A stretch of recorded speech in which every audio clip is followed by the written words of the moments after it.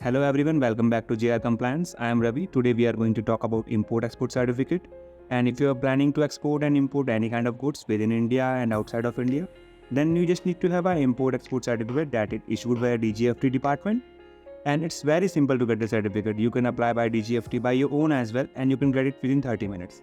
If you're working as an individual or proprietor, then you just need to have 4 documents only: Aadhaar card, PAN card, current account cancel check, and along with the address proof of your operating place of business. If you're having the rented property, then you can mention the rent agreement there. And if you're having your own property, then you can use the electricity bill as an address. And for the companies also, it's a very simple to get it. You just need to have a basic documents of your company like company PAN card, certificate of incorporation, current account cancel check, and if you're having the GST certificate, that is also required. And for the directors part, only their KYC like Aadhaar card and PAN card only required these documents. And operating place of business like address proof, you can use a rent agreement or electricity bill, anything you can use there. So with these steps, you can get your certificate as well. And the main use of IEC certificate is for export and import.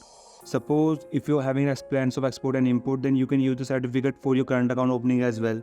And if you want to export in any kind of goods out of India, then the buyer first, the document he asks for the import-export certificate.